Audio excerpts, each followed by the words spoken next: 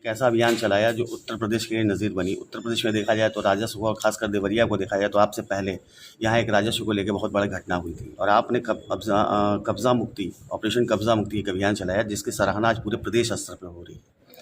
मैं कुछ सवाल हैं मैम जिसके बारे में हमें आपसे जवाब चाहिए, जिसमें पहला रहा कि इस अभियान को जब आपने किया तो इस अभियान में किन किन विभागों ने आपका साथ दिया?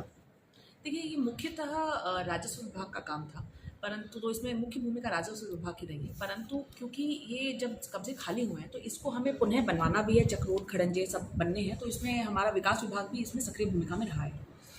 स्थानीय लोगों का क्या उसमें सहयोग और विरोध ये भी तो झेलना होगा, तो क्या रहा? देखिए, जब हम लोगों ने शुरू किया तो निश्चित तौर पे हमारे मन में भी बहुत शंकाएं थी, क्योंकि ये एक बहुत बड़ा काम था। 800 भूमियों को हम लोग लगभग खाली कराने की चुनौती के साथ शुरू हुए थे। परंतु मुझे बताते हुए बहुत खुशी है कि स्थानीय लोगों ने इसमें कहीं विरोध नहीं किया, अपितु उन्होंने बढ़ चढ़कर हिस्सा लिया। और हमारे पास ऐसे भी उदाहरण हैं जहाँ पे लोगों ने अपनी ज़मीन दान दी, ताकि दूसरे परिवारों को, जिनको आज तक सदियों से रास्ता नहीं मिला था, उनको भी रास्ता मिला। तो स्थानीय लोगों का बहुत बड़ी भूमिका इसमें रही है। प्रमुख रूप से चुनौतियाँ क्या रहीं, आपकी कठिनाइयाँ क्या रहीं इस अभियान को करने में? देखिए, चुनौतियाँ तो सबसे पहले हमारा ये था कि हम सही चिन्हीकरण कर पाएँ। देखिए, मेरा ये मानना है कि जब कोई भी सरकारी विभाग अपना काम निष्पक्षता से करता है और जब लोगों के अंदर ये भरोसा होता है कि काम निष्पक्षता से होगा और किसी को भी छोड़ा नहीं जाएगा इसमें से, तब लोग इसमें सहयोग करते हैं। तो हमारे सामने चुनौती थी, क्योंकि हर एक लेखपाल से हमें काम लेना था कि हर एक व्यक्ति निष्पक्षता से काम करे, यही हमारी सबसे बड़ी चुनौती थी।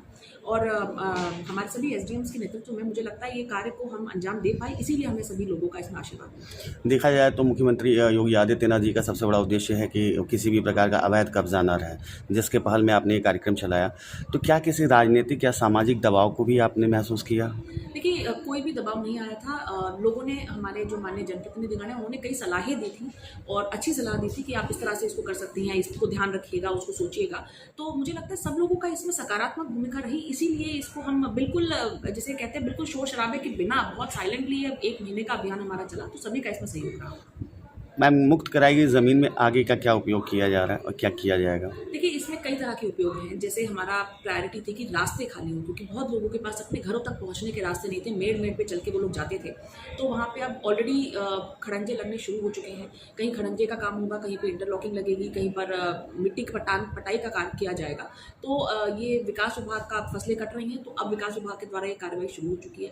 साथ में कई भूमियाँ हमारी खाली हुई, जिसमें जो बड़ी भूमियाँ हैं उसमें यदि 132 की नहीं है, तो पट्टों का भी, जो गरीब लोग हैं गाँव में हमारे, जिनके पास कोई रहने के लिए भूमि नहीं है, तो उनको आवासीय पट्टों के रूप में भी इनको दिया जा रहा है। मैम, इस तरह के कब्जे दोबारा ना हो इसके लिए क्या कोई अस्थायी उपाय किया जा रहा है? देखिए, सबसे पहली बात ये होती है कि जब लोगों की सहभागिता हो जाती है, जब उसने स्वयं वीडियो पे आकर कहा है कि हाँ, मेरा कब्जा था और मैंने हटा लिया, तो एक गांव का जो एक सामाजिक ढांचा है वो भी इसमें प्रयास करेगा, मुझे लगता है, कि आगे ये कब्जे ना हो।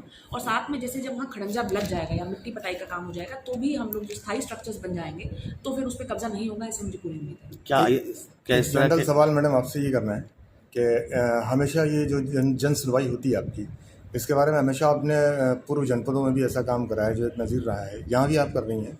ऐसे में कौन सी परेशानी आती हैं जो लोग आपके पास आते हैं, मुख्यतः उनमें क्या चीज़ें होती हैं? देखिए, अब आपने जनरल सवाल पूछा है तो मैं थोड़ा जनरल जवाब दूंगी। हर एक जनपद का मैंने देखा एक अलग फ्लेवर होता है, और किसी भी अधिकारी को किसी पूर्वाग्रह से नहीं जाना चाहिए कि मैं यहाँ जा रहा हूँ तो मैं ये काम करूँगा।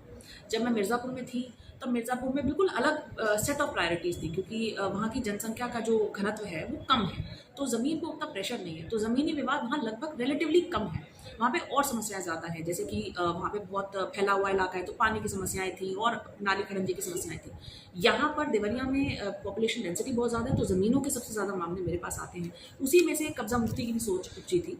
तो मुझे लगता है, मेरा प्रयास रहता है कि जहाँ मैं जाऊँ वहाँ पे लोगों की सुनूँ, पहले अपना दिमाग न थोपूँ, और लोगों की जो ज़रूरतें हों, जो उनके लिए सबसे ज़रूरी चीज़ हो, उसी पर मैं पहले अपना ध्यान केंद्रित करूँ। क्या इस तरह का अभियान दोबारा चलाया जाएगा, जिससे बाकी छूटे हुए जो कब्जा वाले स्थान हैं उनको फिर से चिन्हित किया जा सके?